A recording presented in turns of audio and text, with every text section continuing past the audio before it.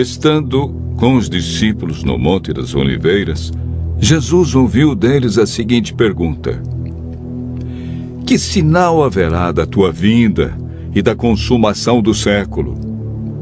O mestre, então, enumerou vários sinais indicadores do seu retorno à terra.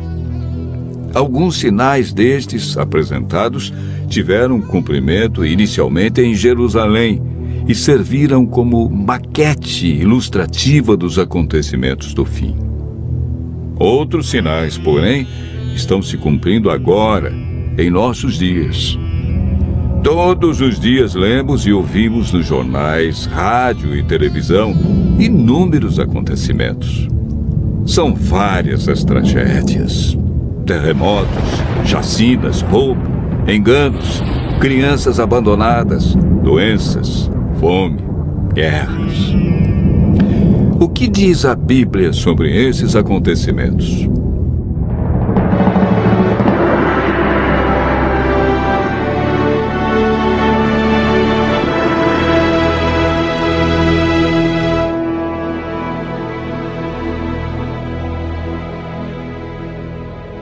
Vamos analisar os sinais que antecedem a sua volta em 3 partes. Primeiro, os sinais no mundo social. Segundo, sinais no mundo natural. E, por último, sinais no mundo religioso. Os sinais no mundo social estão descritos em Mateus 24, versos 6, 7 e 10. Jesus profetizou que antes de sua volta, o mundo estaria envolvido em guerras, fome, nação contra nação, reino contra reino, traição e ódio entre as pessoas. Na segunda carta de Timóteo, capítulo 3, versos 1 a 5, nos fala de tempos difíceis. Desemprego, fome, pessoas egoístas, avarentas, pessoas blasfemando de Deus, filhos desobedientes à paz, homens sem domínio de si. Esses sinais no mundo social são provenientes da obra de Satanás e não de Deus. Na segunda parte do nosso estudo, falamos a respeito dos sinais no mundo natural. Mateus 24, versos 7 e 29, fala de sinais que estão acontecendo e que já aconteceram. No dia 19 de maio de 1780, o sol escureceu. Esse dia ficou conhecido como o Dia Escuro.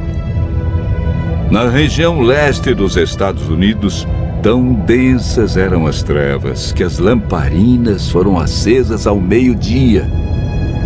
A lua, embora fosse cheia, negou-se a iluminar.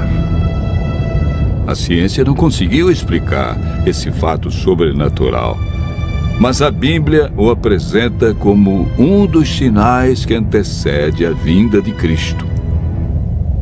Em 13 de novembro de 1833, ocorreu uma deslumbrante queda de estrela jamais vista.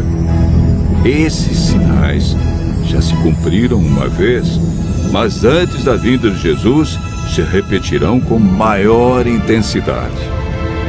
Os sinais no mundo natural, como terremotos, enchentes e grandes calamidades que matam milhares de pessoas, indicam que Satanás está agindo até mesmo na natureza.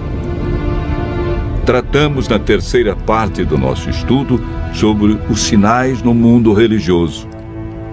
Mateus 24, versos 4 e 5, fala sobre o engano religioso que haverá no tempo do fim. Mateus, capítulo 24, verso 11, refere-se ao aumento das religiões. Somente no Brasil existem mais de 1.500 religiões cristãs. No mundo, são mais de 35 mil religiões cristãs. Jesus afirmou também que antes de sua vinda, os falsos cristos e falsos profetas operariam sinais e prodígios. Mas o que fazer diante de tantas religiões? O conselho de Jesus é claro. Ele diz: acautelai-vos para que ninguém vos engane, porque muitos virão em meu nome e enganarão a muitos. Segundo Pedro 2, versos 1 a 3, fala da atitude de líderes religiosos que são movidos pela ambição e acabam usando a religião, a Bíblia, milagres e o nome de Deus para explorar as pessoas que os procuram em busca de curas, sinais e prodígios. Outro sinal no mundo religioso é encontrado em Mateus 24, verso 14. Apresenta o sinal de Deus que indica que o fim realmente chegou. Esse sinal é a pregação do Evangelho do Reino em todo o mundo.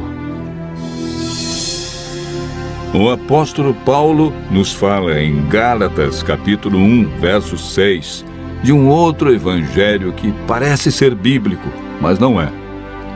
Esse evangelho é o falso evangelho de Satanás, pois este sabe que pouco tempo lhe resta e está empenhado em difundir os seus terríveis enganos. O que devemos fazer para não sermos enganados diante de tantas religiões? Em 1 João, capítulo 4, verso 1, encontramos a resposta. A Bíblia nos orienta a provar se os espíritos provêm de Deus ou não, ou seja, comparar. Aquele que quiser fazer a vontade de Deus deve comparar a doutrina da Bíblia com aquilo que outros ensinam. Por que Deus manda provar? De acordo com Mateus 7, verso 15, o engano vem parecendo verdade. Paulo afirma que não é de admirar, porque o próprio Satanás se transforma em anjo de luz. Não é muito, pois que os seus próprios ministros se transformem em ministros de justiça, e o fim deles será conforme as suas obras. Segundo Coríntios, capítulo 11, versos 14 a 15. Satanás tem poder para encantar as pessoas. Se mostra de maneira diferente e apresenta a verdade de forma distorcida. Seus meios de enganar, segundo Mateus, são sinais, curas e prodígios. De acordo com a Bíblia, estamos vivendo nos últimos dias e Satanás sabe que lhe resta pouco tempo. Por isso sua ira se volta intensamente contra aqueles que seguem os mandamentos de Deus. O diabo quer nos levar a cometer iniquidade e nos desviar do evangelho verdadeiro, pois também tem o seu evangelho para enganar, torcer e mudar as verdades divinas.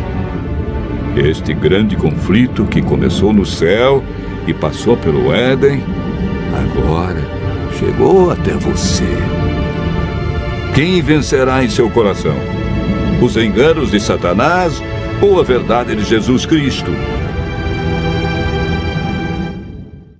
Vimos que os sinais preditos por Cristo estão todos se cumprindo, indicando que em breve todo o mal do universo terá seu fim.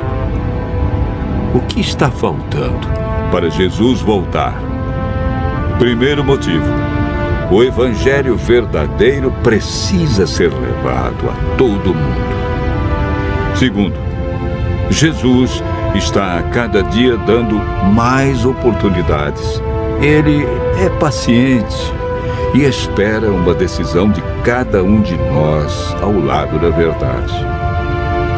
Lucas 21, verso 28, declara que, ao começarem estas coisas a suceder, exultai e erguei a vossa cabeça, porque a vossa redenção se aproxima. Continue ouvindo a voz de Deus. Em breve, vamos contemplar Jesus vindo sobre as nuvens do céu com poder e grande glória.